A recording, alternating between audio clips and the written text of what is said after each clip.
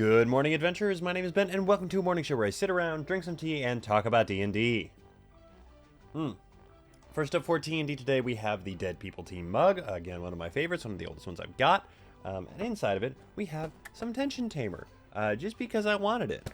Not for any good reason. Work was a lot today, but you know what? Doesn't matter. So, getting into what we were talking about today. Today we are talking about the benefits of interacting with other DMs in some capacity. This is more for DMs, also for players a little bit. Little column A, little column B. And I did touch on this a little bit with my Burnout video. I've talked about it a little bit with other videos, or episodes. Episodes elsewhere. But I feel like it's time, finally, to actually dedicate a full-blown episode to just talking about the benefits of getting at another table and interacting with other Dungeon Masters. GMs, DMs, whatever you want to call it, depending on the system you're running, could change. So, let's go ahead and let's dive straight into it. First and foremost, the thing that I think sort of makes this such a good thing, above everything else, honestly, is just the difference in perspective that you can get. Whether you are a player or a DM, interacting with other DMs will give you a different perspective. This was actually born of the fact that I had a really, really good conversation with a DM, one of my first DMs, recently.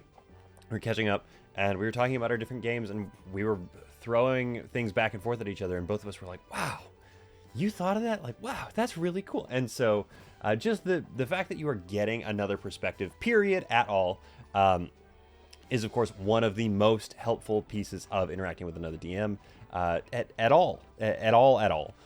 Whether you are a DM and you are bouncing ideas off of another DM, or you're a DM and you're playing with a different DM, or with somebody else DMing for you, or you are a player and you are playing with a different Dungeon Master, it is wildly beneficial to get that change in perspective, because it means that you can always bring something new and fresh back to the table that you run or play at, or whatever capacity you exist at that game table.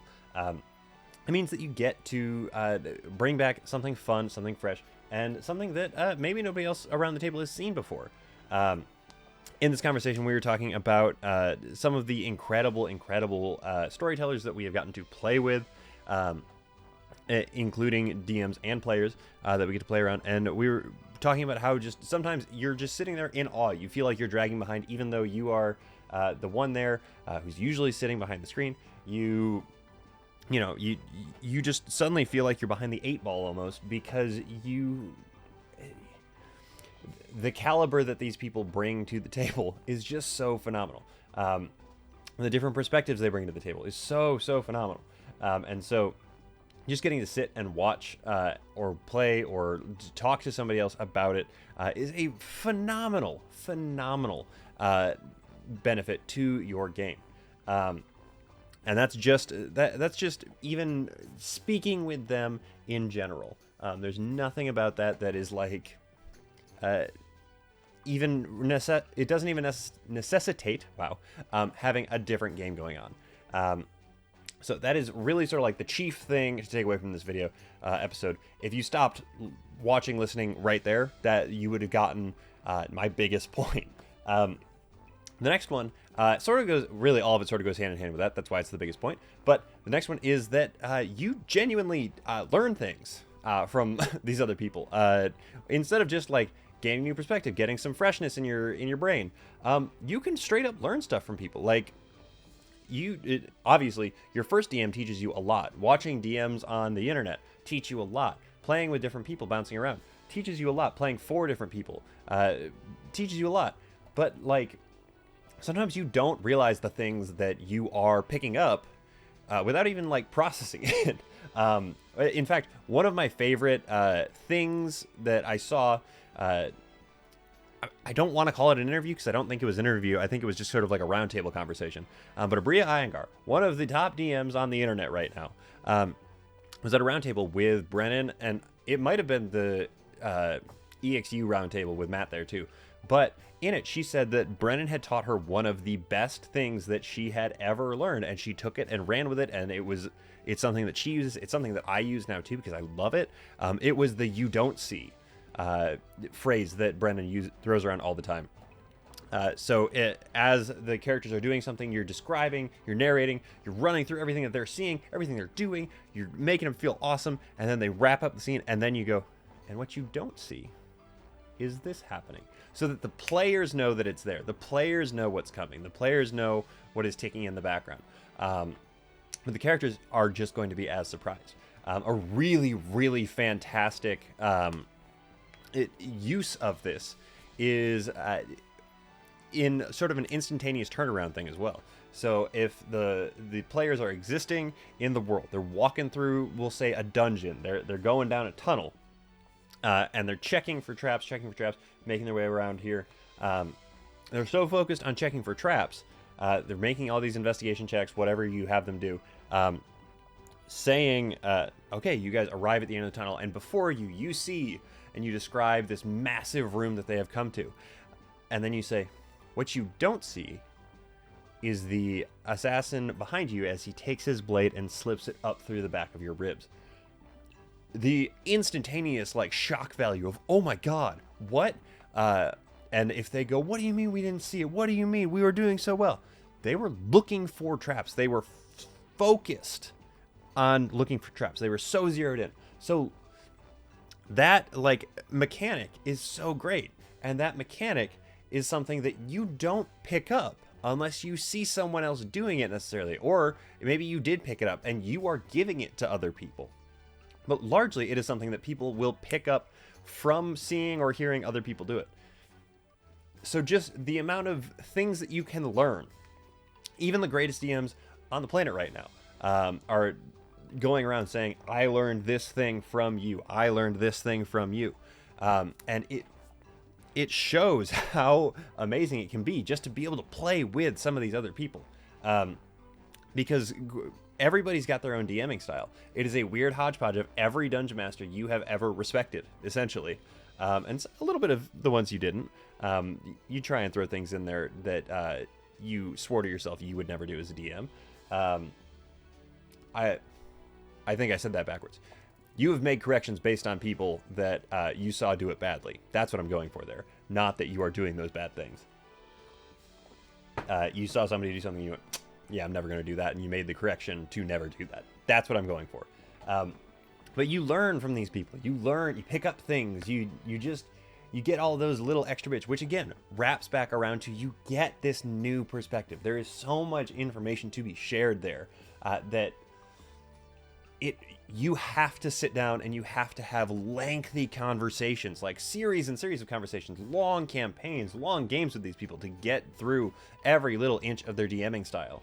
I would say that my home party now, after 3.5 years in this game, could probably tell you how I'm going to react to many different things that they're doing because they've seen it for 3.5 years. But they needed to get to that point first. You don't get that from sitting down for one session with somebody. The longer you allow yourself to interact with those other people, the longer you're going to be able to gain new information.